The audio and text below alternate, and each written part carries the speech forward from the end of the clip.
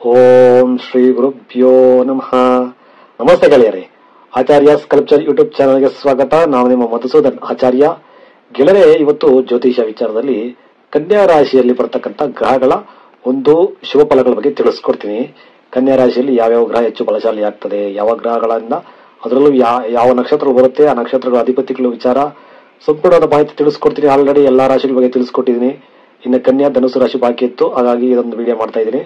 ದಯವಿಟ್ಟು video skip ಮಾಡದೆ ನೋಡಿ, ಚಾನಲ್ ಸಬ್ಸ್ಕ್ರೈಬ್ ಮಾಡ್ಕೊಳ್ಳಿ, ಲೈಕ್ ಮಾಡಿ, ವಿಡಿಯೋನ ಶೇರ್ ಮಾಡಿ. ನೋಡಿ, ಮೊದಲನೇದಾಗಿ ಈ ಕನ್ಯಾ ರಾಶಿಗೆ ಅಧಿಪತಿ ಗ್ರಹ ಬಂದು ಬುಧ ಗ್ರಹ. ಸೊ ಕನ್ಯಾ ರಾಶಿಗೆ ಅಧಿಪತಿ ಗ್ರಹ ಒಂದು ಬುಧ ಗ್ರಹ. ಕನ್ಯಾ ರಾಶಿಯಲ್ಲಿ 3 ನಕ್ಷತ್ರಗಳು ಬರ್ತಕ್ಕಂಥದ್ದು. ಸಾಮಾನ್ಯವಾಗಿ ಎಲ್ಲಾ ರಾಶಿಗಳಲ್ಲಿ 3 ನಕ್ಷತ್ರನೇ ಬರ್ತಕ್ಕಂಥದ್ದು.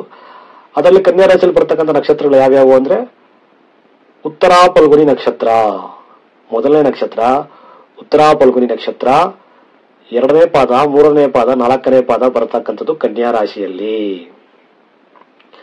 ಉತ್ತರ ಫಲ್ಗುಣಿ ನಕ್ಷತ್ರದ 1ನೇ ಪಾದ ಸಿಂಹ ರಾಶಿಯಲ್ಲೇ ಹೊರಟೋಗ್ತದೆ.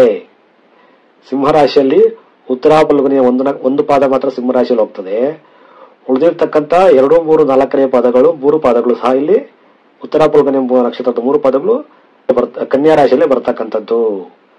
ಸೊ ಈ ಉತ್ತರ ಫಲ್ಗುಣಿ ನಕ್ಷತ್ರಕ್ಕೆ ಅಧಿಪತಿ ಬಂದು ರವಿ ಗ್ರಹ.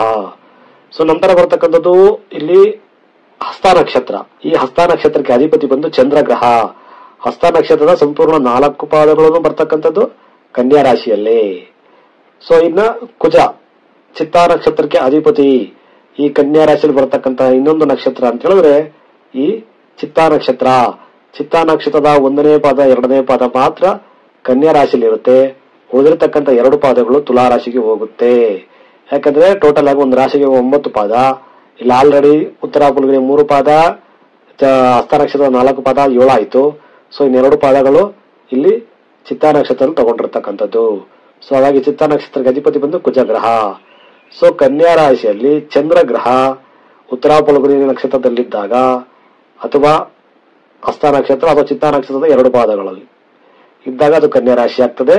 ಒಂದು ಒಳ್ಳೆ ಉತ್ತಮವಾದಂತಹ ಒಂದು ದೈಹಿಕ ಶಕ್ತಿ, ಬುದ್ಧಿಶಕ್ತಿ, ಕ್ರಿಯಾಶಕ್ತಿ, ಸೃಜನಾತ್ಮಕತೆ, ವಿಶೇಷವಾಗಿ ವಿದ್ಯಾಭ್ಯಾಸದಲ್ಲಿ, ಎಜುಕೇಶನ್ ಅಲ್ಲಿ ಇರುವುದು, ಕೆಲವೊಂದು ವಿಚಾರಗಳಿಗೆಲ್ಲ ತುಂಬಾ ಆಕ್ಟಿವ್ ಆಗಿರ್ತಕ್ಕಂಥದ್ದು, ಮ್ಯಾಥಮೆಟಿಕ್ಸ್ ತುಂಬಾ ಚೆನ್ನಾಗಿರ್ತಕ್ಕಂಥದ್ದು, ಒಂದು ಏನ್ ಹೇಳ್ತೀವಿ ಲೆಕ್ಕಾಚಾರದ ಜೀವನ ಅಂತಾನೆ ಹೇಳ್ಬಹುದು ಕನ್ಯಾ ರಾಶಿ ಹೊರತು.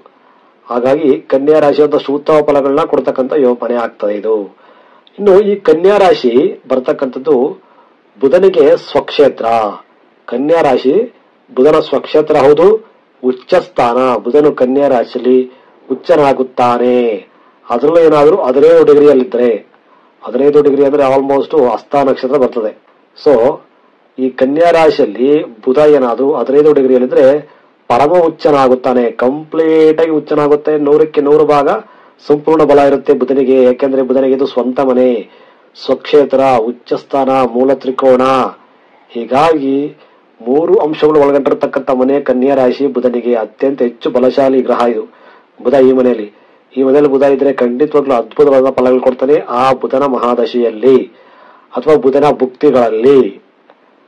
ಹಾಗಾಗಿ ಅದು 1ರಿಂದ 12 ಯಾವುದೇ ಮನೆ ಆಗಿರೋ ಬುಧನಿಗೆ ಮಾತ್ರ. ಅದು ಬುಧನಿಗೆ ಕನ್ಯಾ ರಾಶಿ 1ರಿಂದ 12 ಎಷ್ಟೇ ಮನೆ ಆದ್ರೂ ಬುಧ ಖಂಡಿತವಾಗ್ಲೂ ಅದ್ಭುತವಾದ ಫಲಗಳು ಕೊಡ್ತಾನೆ. ಇನ್ನು ಈ ಕನ್ಯಾ ರಾಶಿ ಶುಕ್ರನಿಗೆ ನೀಚ ಸ್ಥಾನ. ಈ ಕನ್ಯಾ ರಾಶಿ ಶುಕ್ರನಿಗೆ ನೀಚ ಸ್ಥಾನ ಆಗ್ತದೆ. ಶುಕ್ರ ಇಲ್ಲಿ ನೀಚನಾಗುತ್ತಾನೆ. ಆದರೆ ಶುಕ್ರನ ಜೊತೆಗೆ ಬುಧ ಏನಾದ್ರೂ ಬಂದು ಕೂತ್ಕೊಂಡಾಗ ಅದು ಸಾಮಾನ್ಯವಾಗಿ ನೀಚ ಭಂಗ ರಾಜಯೋಗ ಉಂಟಾಗ್ತದೆ. ಶುಕ್ರ ಮತ್ತೆ ಬುಧ ಇಬ್ರು ಈ ಮನೆಯಲ್ಲಿ ಕನ್ಯಾ ರಾಶಿಯಲ್ಲಿ ಇದ್ದಾಗ, ಯಾಕಂದ್ರೆ ಶುಕ್ರ ನೀಚ ಆಗ್ತಾನೆ, ಬುಧ ಉಚ್ಚನಾಗುತ್ತಾನೆ. ಉಚ್ಚನಾಗಿರತಕ್ಕಂಥ ಬುಧ ಶುಕ್ರನಿಗೆ ನೀಚ ಭಂಗ ಮಾಡಿ ರಾಜಯೋಗ ಉಂಟು ಮಾಡಿಕೊಡ್ತಾನೆ. ಸೊ ಹಾಗಾಗಿ ಶುಕ್ರ ಮತ್ತೆ ಬುಧ ಈ ಒಂದು ಕನ್ಯಾ ರಾಶಿಯಲ್ಲಿ ಇದ್ದಾಗ ಶುಕ್ರನಿಗೆ ನೀಚ ಭಂಗ ರಾಜಯೋಗ ಉಂಟಾಗಿ ಅದ್ಭುತವಾದ ಶಿವಫಲಗಳನ್ನು ನೀವು ತಗೋಬಹುದು. ಅದಕ್ಕೆ ವಿಶೇಷವಾಗಿ ಇನ್ನೂ ಒಂದು ಹೆಸರು ಹೇಳ್ತೀವಿ, ಲಕ್ಷ್ಮೀನಾರಾಯಣ ಯೋಗ ಅಂತ. ನಾನು ಅದಕ್ಕೊಂದು ವಿಡಿಯೋ ಸಪರೇಟ್ ವಿಡಿಯೋನೇ ಮಾಡಿ ತಿಳಿಸ್ಕೊಡ್ತೀನಿ ನಿಮ್ಗೆ. ಇನ್ನು ಈ ಕನ್ಯಾ ರಾಶಿ ಭೂತತ್ವ ರಾಶಿ ಹಾಗೂ ದಕ್ಷಿಣ ದಿಕ್ಕು. ಇದರ ದಿಕ್ಕು ಬಂದು ದಕ್ಷಿಣ ದಿಕ್ಕು, ತತ್ವ ಬಂದು ಭೂತತ್ವ. ಸೊ ಹಾಗಾಗಿ ಈ ಕನ್ಯಾ ರಾಶಿಯಲ್ಲಿ ಯಾವ ಗ್ರಹಗಳು ಹೆಚ್ಚು ಬಲಶಾಲಿ ಆಗ್ತವೆ ಅಂತ ತಿಳಿಸ್ಕೊಳ್ಳೋದಾದ್ರೆ ನೋಡಿ, ಮೊದಲನೇದಾಗಿ ಕನ್ಯಾ ರಾಶಿಯಲ್ಲಿ ಚಂದ್ರ ಹಾಗೂ ಬುಧ ಇದ್ರೂ ಅತ್ಯಂತ ಶುಭ ಫಲಗಳು ಕೊಡ್ತಾನೆ.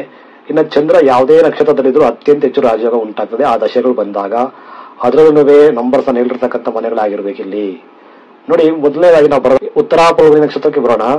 ಉತ್ತರ ಫಲ್ಗುಣಿ ನಕ್ಷತ್ರ ಸೂರ್ಯ ನಕ್ಷತ್ರದಲ್ಲಿ ರವಿ ಇದ್ದಾಗ ಅಥವಾ ಚಂದ್ರ, ಕುಜ, ಬುಧ, ಗುರು, ನಾನು ಗುರು ಬರ್ದಿಲ್ಲ ಇಲ್ಲಿ, ಸೊ ಗುರು, ಶುಕ್ರ, ಶನಿ, ಈ ಯಾವುದೇ ಗ್ರಹಗಳು ಈ ಉತ್ತರ ಫಲ್ಗುಣಿ ರವಿಯ ನಕ್ಷತ್ರದಲ್ಲಿದ್ದು ಜಾತಕದಲ್ಲಿ ರವಿ ಏನಾದರೂ ಉತ್ತಮ ಯೋಗದಲ್ಲಿದ್ರೆ, ಮೇಷರಾಶಿಯಲ್ಲಿ ಉಚ್ಚನಾಗಿದ್ದರೆ ಅಥವಾ ಕೇಂದ್ರ ಸ್ಥಾನಗಳು 1, 4, 7, 10, 11 ಈ ಸ್ಥಾನಗಳಲ್ಲಿದ್ದಾಗ, ಅದ್ರ ನೋಡಿ ಬರ್ತೀನಿ ನಾನು, 1, 2, 4, 5, 7, 10 ಮನೆಗಳಾಗಿರ್ಬೇಕು ಈ ಒಂದು ಕನ್ಯಾ ರಾಶಿ. ಆಗ ಈ ಉತ್ತರ ಫಲ್ಗುಣಿ ನಕ್ಷತ್ರದಲ್ಲಿ ರವಿ, ಚಂದ್ರ, ಶನಿ, ಶುಕ್ರ, ಕುಜ, ಬುಧ ಅಥವಾ ಗುರು ಯಾವುದೇ ಗ್ರಹಗಳಿದ್ರು ಆ ದಶೆಗಳಲ್ಲಾಗಲಿ ಅಥವಾ ಭುಕ್ತಿಯಲ್ಲಾಗಲಿ ಅದ್ಭುತವಾದಂತಹ ಶುಭಫಲಗಳ ಕೊಡ್ತಾರೆ. ನಿಮ್ಮ ಜಾತಕದಲ್ಲಿ 1, 2, 4, 5, 7, 10 ಈ ಮನೆಗಳಾಗಿದೆ ಕನ್ಯಾ ರಾಶಿ, ಅದರಲ್ಲೂ ಇಲ್ಲಿರ್ತಕ್ಕಂಥ ಗ್ರಹಗಳಿದ್ದಾಗ ಆ ದಶಾಭುಕ್ತಿಗಳಲ್ಲಾಗಲಿ ಅಥವಾ ಯಾವುದೇ ದಶೆ ನಡೀತಾ ಇದ್ರು ಆ ಒಂದು ಭುಕ್ತಿಗಳು, ಇಲ್ಲಿರ್ತಕ್ಕಂಥ ಗ್ರಹಗಳ ಭುಕ್ತಿಗಳಲ್ಲಿ ಶುಭಫಲಗಳನ್ನೇ ಕೊಡ್ತಾರೆ. ಈ ಮನೆ ಅಧಿಪತಿ ಬುಧನೂ ಚೆನ್ನಾಗಿದ್ದು ರವಿನೂ ಚೆನ್ನಾಗಿದ್ರೆ ಖಂಡಿತವಾಗ್ಲೂ ಅದ್ಭುತವಾದಂತಹ ಫಲಗಳನ್ನ ನಿರೀಕ್ಷೆ ಮಾಡಬಹುದು. ವಿಶೇಷವಾಗಿ ಏನನ್ನು ನಾವು ನಿರೀಕ್ಷೆ ಮಾಡಬಹುದು, ಸರ್ಕಾರದ ಕಡೆಯಿಂದ ಒಂದಷ್ಟು ಲಾಭ ಆಗ್ತಕ್ಕಂಥದ್ದು, ಎಜುಕೇಶನ್ ಮಾಡ್ತಾರೆ ಸರ್ಕಾರಿ ಉದ್ಯೋಗ ಸಿಗ್ತಕ್ಕಂಥ ಚಾನ್ಸಸ್ ಇರುತ್ತೆ, ಪಿತ್ರಾಜಿತ ಆಸ್ತಿ ಬರತಕ್ಕಂಥ ಚಾನ್ಸಸ್ ಇರುತ್ತೆ, ತಂದೆಯ ಬಿಸ್ನೆಸ್ ಅಲ್ಲಿ ಡೆವಲಪ್ಮೆಂಟ್ ಆಗ್ತಕ್ಕಂಥ ಚಾನ್ಸಸ್ ಜಾಸ್ತಿ ಇರುತ್ತೆ, ಒಳ್ಳೆ ಹೈಯರ್ ಎಜುಕೇಶನ್ ಸಿಗ್ತಕ್ಕಂಥ ಚಾನ್ಸಸ್ ಇರುತ್ತೆ. ನಂತರ ಸ್ನೇಹಿತರು, ಒಳ್ಳೆ ಗುರಿ ಹಿರಿಯರು, ಫ್ರೆಂಡ್ ಸರ್ಕಲ್ ಸಹಾಯ ಸಿಗ್ತಕ್ಕಂಥ ಯೋಗ ಉಂಟಾಗ್ತದೆ. ಸೂರ್ಯ ಉಚ್ಚರಾಗಿ ಬುಧ ಏನಾದರೂ ಕನ್ಯಾ ರಾಶಿಯಲ್ಲಿದ್ದಾಗ ಜ್ಯೋತಿಷ್ಯ ಜ್ಞಾನ, ಆಧ್ಯಾತ್ಮಿಕ ಜ್ಞಾನ, ಒಳ್ಳೆ ರಾಜಕೀಯದಲ್ಲಿ ಒಂದು ಹೆಸರು ಮಾಡತಕ್ಕಂಥ ಯೋಗ ಬರ್ತಕ್ಕಂಥದ್ದು, ಯಾವ್ದಾದ್ರು ರೂಪದಲ್ಲಿ ಸರ್ಕಾರದಿಂದ ಸಹಾಯ ಪಡ್ಕೊಳ್ತಕ್ಕಂಥದ್ದು, ಈ ಎಲ್ಲಾ ಫೆಸಿಲಿಟಿ ಇರ್ತಕ್ಕಂಥದ್ದು 90% ಸಿಕ್ಕೇ ಸಿಗುತ್ತೆ. ಹಾಗಾಗಿ ವಿಶೇಷವಾಗಿ ರವಿ ಇಲ್ಲಿ ತನ್ನ ಸ್ವಂತ ನಕ್ಷತ್ರ ಆಗಿರೋದ್ರಿಂದ ಈ ಉತ್ತರ ಫಲ್ಗುಣಿ ನಕ್ಷತ್ರದಲ್ಲಿ ರವಿ ಆಗ್ಲಿ, ಬುಧನ ಆಗ್ಲಿ, ಶುಕ್ರನಾಗ್ಲಿ, ಶನಿ ಆಗ್ಲಿ ಬಂದಾಗ, ಗುರು ಯಾರೇ ಬಂದಾಗ್ಲೂ ಸರ್ಕಾರದಿಂದ ಅಥವಾ ಸರ್ಕಾರಿ ಕಡೆಯಿಂದ ಅಥವಾ ಸರ್ಕಾರಿ ಅಧಿಕಾರಿಗಳಿಂದ, ರಾಜಕೀಯ ವ್ಯಕ್ತಿಗಳಿಂದ ಅಥವಾ ಅವರ ಸ್ನೇಹ, ಅವರ ಒಂದು ಸಹಾಯ. ಇನ್ನು ಈ ಹಸ್ತ ನಕ್ಷತ್ರದಲ್ಲಿ ಬಹಳ ವಿಶೇಷವಾಗಿ ಆ ರವಿ ಬುಧ ಇದ್ದಾಗ ಬುಧಾದಿತ್ಯ ಯೋಗ ಉಂಟಾಗ್ತದೆ, ಅದ್ಭುತವಾದಂತಹ ಫಲ ಕೊಡುತ್ತೆ. ರವಿ ಮತ್ತೆ ಬುಧ ಏನಾದ್ರು ಕನ್ಯಾ ರಾಶಿಯಲ್ಲೇ ಇದ್ದಾಗ, ಯಾಕಂದ್ರೆ ಬುಧ ಮತ್ತೆ ರವಿ ಕನ್ಯಾ ರಾಶಿಯಲ್ಲಿ ಬಂದಾಗ 2 ಗ್ರಹಕ್ಕೂ ಹೆಚ್ಚು ಫಲ ಉಂಟಾಗ್ತದೆ.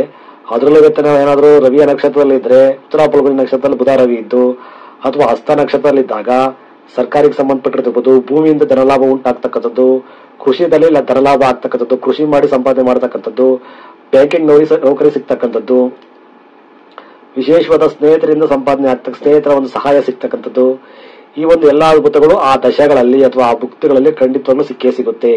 ಕೆಲವರಿಗೆ ಒಂದು ಹೈಯರ್ ಎಜುಕೇಶನ್ ವಿದೇಶ ಪ್ರಯಾಣ ಮಾಡ್ತಕ್ಕಂಥದ್ದು, ಭೂಮಿ ಅಪಾರವಾಗಿ ಭೂಮಿ ಸಂಪಾದನೆ ಮಾಡ್ತಕ್ಕಂಥದ್ದು, ಈ ಎಲ್ಲಾ ಶುಭಫಲಗಳು ಅತ್ಯಂತ ಹೆಚ್ಚು ರಾಜಯೋಗ ಕೊಡುತ್ತೆ.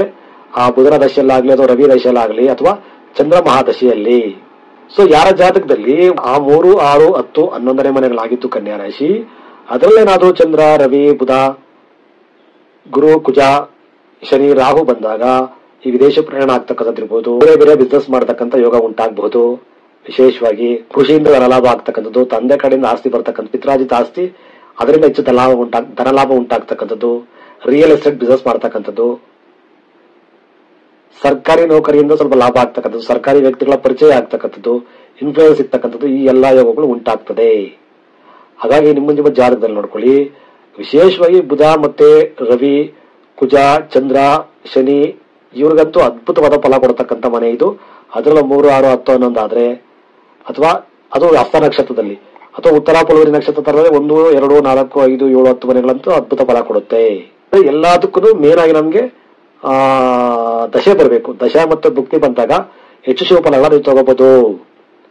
ಯಾಕಂದ್ರೆ ಈ ಕನ್ಯಾ ರಾಶಿ ಎಲ್ಲ ಕ್ಯಾಲ್ಕುಲೇಟೆಡ್ ರಾಶಿ ಇದು ಒಂಥರ ನಮ್ಗೆ ಮ್ಯಾಥಮೆಟಿಕ್ಸ್ ಹೇಳ್ಕೊಡ್ತದೆ. ಯಾವ ತರ ಜೀವನದಲ್ಲಿ ಬದುಕಬೇಕು, ನಾವ್ ಯಾವ ರೀತಿ ಒಂದು ವ್ಯವಹಾರ ಮಾಡಬೇಕು, ವ್ಯವಹಾರ ಜ್ಞಾನ, ಜೀವನದಲ್ಲಿ ಯಾವ ರೀತಿ ಒಂದು ಪ್ರಜ್ಞೆ ಬುದ್ಧಿ ಉಪಯೋಗಿಸಿ ನಾವು ಪ್ರತಿಯೊಂದಕ್ಕೂ ನಾವು ಕಡಿತ ಹಾಕ್ಬೋದು. ಸೂಕ್ಷ್ಮವಾಗಿ ಅಬ್ಸರ್ವ್ ಮಾಡಿ ತಮ್ಮ ಜೀವನಕ್ಕೆ ಎಷ್ಟು ಬೇಕು ಅಷ್ಟು ಮಾತ್ರ ಪಡ್ಕೊಳ್ತಕ್ಕಂತ ಅದ್ಭುತವಾದಂತ ವಿವೇಚನಾ ಶಕ್ತಿ ಕೊಡ್ತಕ್ಕಂಥ ರಾಶಿ ಕನ್ಯಾ ರಾಶಿ. ಯಾಕಂದ್ರೆ ಬುಧ ಸ್ವಂತ ಮನೆ ಆಗಿರೋದ್ರಿಂದ. ಅದೇ ರೀತಿ ಈ ಒಂದು ಕನ್ಯಾ ರಾಶಿಯಲ್ಲಿ ಬರತಕ್ಕಂಥ 3ನೇ ನಕ್ಷತ್ರ ಚಿತ್ತಾ ನಕ್ಷತ್ರ. ಈ ಚಿತ್ತಾ ನಕ್ಷತ್ರಕ್ಕೆ ಅಧಿಪತಿ ಬಂದು ಕುಜ ಗ್ರಹ. ಸೊ ಕುಜ ಚಿತ್ತಾ ನಕ್ಷತ್ರದಲ್ಲೇ ಇದ್ದು ಜೊತೆಲೆ ಬುಧ ಇದ್ರೆ ಅವರು ಖಂಡಿತವಾಗ್ಲೂ ಅದ್ಭುತವಾದಂತಹ ಗಣಿತ ಜ್ಞಾನ ಬರ್ತಕ್ಕಂಥದ್ದು, ಅವರಿಗೆ ಸರ್ಕಾರಿ ನೌಕರಿ ಸಿಗ್ತಕ್ಕಂಥದ್ದು, ಬ್ಯಾಂಕ್ ಅಲ್ಲಿ ಉದ್ಯೋಗ ಸಿಗ್ತಕ್ಕಂಥದ್ದು, ಆಮೇಲೆ ಅವರಿಗೆ ವಿಶೇಷವಾಗಿ ಭೂಮಿಯಿಂದ ಹೆಚ್ಚು ಧನಲಾಭ ಉಂಟಾಗ್ತಕ್ಕಂಥದ್ದು, ರಿಯಲ್ ಎಸ್ಟೇಟ್ ಬಿಸ್ನೆಸ್ ಅಲ್ಲಿ ಲಾಭ ಆಗ್ತಕ್ಕಂಥದ್ದು, ಪುತ್ರ ಸಂತಾನ ಹೆಚ್ಚಾಗ್ತಕ್ಕಂಥದ್ದು, ಈ ಎಲ್ಲ ಅದ್ಭುತ ಫಲಗಳನ್ನ ಕೊಟ್ಟೇ ಕೊಡುತ್ತೆ. ನಂತರ ಈ ಚಿತ್ತಾ ನಕ್ಷತ್ರದಲ್ಲಿ ವಿಶೇಷವಾಗಿ 3, 5, 6, 10, 11ನೇ ಮನೆ ಕನ್ಯಾ ರಾಶಿ ಆಗಿದ್ದು, ಚಿತ್ತಾ ನಕ್ಷತ್ರದಲ್ಲಿ ಏನಾದ್ರೂ ಕುಜ, ಶನಿ ಇದ್ರೆ ಅಥವಾ ಚಂದ್ರ ಇದ್ರೆ ಅವರಿಗೆ ಈ ವ್ಯವಸಾಯದಲ್ಲಿ ಧನ ಲಾಭ ಹೆಚ್ಚಾಗ್ತದೆ. ನೀರಿನಿಂದ ಲಾಭ ಆಗ್ತಕ್ಕಂಥದ್ದು, ಅವ್ರ ವಾಟರ್ ಬಿಸ್ನೆಸ್ ಇರ್ಬೋದು, ಫುಡ್ ಬಿಸ್ನೆಸ್ ಇರ್ಬೋದು, ರಿಯಲ್ ಎಸ್ಟೇಟ್ ಬಿಸ್ನೆಸ್ ಇರ್ಬೋದು, ಕೃಷಿಯಿಂದ ಬಿಸ್ನೆಸ್ ಮಾಡತಕ್ಕಂಥ ಧನ ಲಾಭ ಉಂಟಾಗ್ತಕ್ಕಂಥದ್ದು, ಕೃಷಿ ಒಂದು ವಹಿವಾಟ ಮಾಡ್ತಕ್ಕಂಥದ್ದು, ಅಥವಾ ಈ ಬ್ಯಾಂಕ್ ನೌಕರಿ ಸಿಗ್ತಕ್ಕಂಥದ್ದು. ವಿಶೇಷವಾಗಿ ಈ ಬ್ಯಾಂಕು, ಸರ್ಕಾರಿ ಸಂಬಂಧಪಟ್ಟಿದ್ದ ಕೆಲಸಗಳು, ಸರ್ವೆ ಡಿಪಾರ್ಟ್ಮೆಂಟು, ಈ ತರ ಒಂದು ಹೆಚ್ಚಾಗಿ ಅದು ರಾಜಕೀಯವಾಗಂತೂ ಅದ್ಭುತವಾದ ಫಲ ಕೊಡ್ತಕ್ಕಂಥ ಮನೆ ಕನ್ಯಾ ರಾಶಿ. ರಾಜಕೀಯಕ್ಕೆ ತುಂಬಾ ಹೆಲ್ಪ್ ಮಾಡುತ್ತೆ ಇದು ಕನ್ಯಾ ರಾಶಿ. ಹಾಗಾಗಿ ಯಾರ ಜಾತಕದಲ್ಲಿ ಕುಜ, ಶನಿ ಅಥವಾ ರವಿ, ಬುಧ ಇವರೆಲ್ಲ ಅಥವಾ ಕೇತು ಇದ್ರೂ ಸಹ ಇಲ್ಲಿ ಬುಧ ಕನ್ಯಾ ರಾಶಿಯಲ್ಲಿ, ಕನ್ಯಾ ರಾಶಿಪತಿ ಅಧಿಪತಿ ಯಾವ್ದಾದ್ರೂ ಒಂದು ಗ್ರಹ ಉಚ್ಚರಾಗಿರ್ಬೇಕು, ಇಲ್ಲ ಬುಧ ಆದ್ರೂ ಇಲ್ಲಿ ಉಚ್ಚ ಆಗಿರ್ಬೇಕು, ಅಥವಾ ಈ ನಕ್ಷತ್ರಾಧಿಪತಿ ಕುಜ ಏನಾದ್ರೂ ಮಕರ ರಾಶಿಯಲ್ಲಿ ಉಚ್ಚನಾಗಿದ್ರೆ ಖಂಡಿತವಾಗ್ಲೂ ನೀವು ಉತ್ತಮವಾದಂತ ಅದ್ಭುತವಾದಂತ ಫಲಗಳನ್ನ ಆ ದಶೆಗಳಲ್ಲಿ ತಗೋಬಹುದು. ಆರೋಗ್ಯದ ವಿಚಾರದಲ್ಲಿ ಇರ್ಬೋದು, ಹೆಚ್ಚಾಗಿ ಭೂಮಿಯಿಂದ ಲಾಭ ಆಗ್ತಕ್ಕಂಥದ್ದು, ಬಿಸ್ನೆಸ್ ಅಲ್ಲಿ ಪ್ರಾಪರ್ಟಿ ಡಬಲ್ ಆಗ್ತಕ್ಕಂಥದ್ದು, ಎರಡೆರಡು ಬಿಸ್ನೆಸ್ ಮಾಡ್ತಕ್ಕಂಥ ಯೋಗ ಉಂಟಾಗ್ತಕ್ಕಂಥದ್ದು, ಎಲ್ಲಾ ರೀತಿಯ ಯೋಗಗಳನ್ನ ನೀವು ತಗೋಬಹುದು. ಸ್ವಲ್ಪ ದಾಂಪತ್ಯಕ್ಕೆ ಏಟ್ ಕೊಡುತ್ತೆ. ದಾಂಪತ್ಯ ವಿಚಾರದಲ್ಲಿ ಸ್ವಲ್ಪ ಈ ರಾಹು ಬರೋದು, ಕುಜ ಇದ್ದಾಗ ರಾಹು ಕುಜ ಒಂದೇ ಮನೆಯಲ್ಲಿದ್ದು ಅದೇನಾದ್ರೂ 7 ಆದ್ರೆ, ಅದೇನಾದ್ರೂ 12 ಆದ್ರೆ, ಅದು 1 ಆದ್ರೆ ಸ್ವಲ್ಪ ಮ್ಯಾರೇಜ್ ಲೈಫ್ಗೆ ಸ್ವಲ್ಪ ಕಟ ಕೊಡುತ್ತೆ, ಹಿಂಸೆ ಕೊಡುತ್ತೆ. ಈ ನೆನ್ಮಿಕ್ಕಿದ ಎಲ್ಲಾ ವಿಚಾರಗಳಿಗೂ ಅದ್ಭುತವಾದಂತಹ ಪುಣ್ಯವಾದಂತಹ ಫಲಗಳನ್ನ ಕೊಟ್ಟೇ ಕೊಡುತ್ತೆ. ಆ ದಶಾಭುಕ್ತಿಗಳು ಬಂದಾಗ ಹೆಚ್ಚು ಶುಭಫಲಗಳನ್ನ ನಿರೀಕ್ಷೆ ಮಾಡಬಹುದು. ನೋಡ್ಕೊಳ್ಳಿ, ನಿಮ್ಮ ಜಾತಕದಲ್ಲಿ ವಿಶೇಷವಾಗಿ ಹೇಳ್ಬೇಕಂದ್ರೆ ಈ ಮೊದಲು ಶುಕ್ರ ನೀಚನಾಗುತ್ತಾನೆ. ಶುಕ್ರನಿಗೆ ನೀಚನಾದ್ರೂ ಒಳ್ಳೆ ಫಲ ಬರ್ಬೇಕು ಅಂದ್ರೆ ಜೊತೆಗೆ ಬುಧ ಇರಬೇಕು. ಶುಕ್ರನಿಗೆ ನೀಚ ಭಂಗ ರಾಜ ಉಂಟಾಗದೆ ಬುಧನಿಂದ. ಶುಕ್ರ ಕನ್ಯಾ ರಾಶಿಯಲ್ಲಿದ್ದು ಶುಕ್ರನ ಜೊತೆಯಲ್ಲಿ ಬುಧ ಗ್ರಹ ಸ್ಥಿತನಾಗಿದ್ದಾಗ ಆಗ ಶುಕ್ರನಿಗೆ ನೀಚ ಭಂಗವಾಗಿ ರಾಜಯೋಗ ಉಂಟಾಗ್ತಕ್ಕಂಥದ್ದು. ಆಗ ಶುಕ್ರನಿಗಿಂದ ಅದ್ಭುತವಾದಂತಹ ಫಲಗಳನ್ನು ನಿಮಗೆ ಕೊಟ್ಟೇ ಕೊಡ್ತಾನೆ. ಅದು ನಿರೀಕ್ಷೆ ಮಾಡಬಹುದು, ಖಂಡಿತವಾಗ್ಲೂ ನಿಮ್ಗೆ ಸಿಕ್ಕೇ ಸಿಗುತ್ತೆ. ಹಾಗಾಗಿ ಯಾವುದೇ ಒಂದು ಗ್ರಹ ಯಾವುದೇ ನಕ್ಷತ್ರದಲ್ಲಿದ್ರು ಆ ನಕ್ಷತ್ರ ಅಧಿಪತಿಗಳು ಒಂದ್ ಕಡೆ ಚೆನ್ನಾಗಿರ್ಲೇಬೇಕು. ನಿಮಗೆ ಸಂಪೂರ್ಣವಾದ ಫಲ ಬರಬೇಕು ಅಂದ್ರೆ, ಇಲ್ಲ ಅದ ಪ್ರಮಾಣ ಕಡಿಮೆ ಆಗ್ತದೆ. ಒಂದ್ ವೇಳೆ ಬುಧನೂ ಹುಚ್ಚನಾಗಿ ಇಲ್ಲಿರ್ತಕ್ಕಂಥ ನಕ್ಷತ್ರ ಅಧಿಪತಿಗಳು ಹುಚ್ಚನಾಗ್ಬಿಟ್ರೆ ಖಂಡಿತವಾಗ್ಲೂ ನಿಮ್ಗೆ ಡಬಲ್ ಧಮಾಕ ಒಳ್ಳೆ ಅಂದ್ರೆ 2 ರೀತಿಯ ಅದ್ಭುತ ಫಲಗಳನ್ನು ನೀವು ತಗೋಬಹುದು. ಅತ್ಯಂತ ಯಶಸ್ವಿ ಫಲ ನಿರೀಕ್ಷೆ ಮಾಡಬಹುದು. ಯಾವ್ದಾದ್ರೂ ಒಂದು ದಶೆ ನಡೆದ್ರೆ ಸಾಕು, ನಿಮ್ಗೆ ಖಂಡಿತವಾಗ್ಲೂ ಆ ದಶೆ ಪೂರ್ತಿ ನಿಮ್ಗೆ ಸಂಪೂರ್ಣ ಫಲ ಕೊಟ್ಟೇ ಕೊಡುತ್ತೆ. ಸೊ ನೋಡ್ಕೊಳ್ಳಿ, ನಿಮ್ಮ ಜಾತಕದಲ್ಲಿ ಯಾವ ರೀತಿ ಯೋಗ ಇದೆ ಅಂತ ಕಮೆಂಟ್ ಮಾಡಿ, ಲೈಕ್ ಮಾಡಿ, ವಿಡಿಯೋನ ಶೇರ್ ಮಾಡಿ. ನಮಸ್ತೆ, ಒಳ್ಳೆದಾಗ್ಲಿ.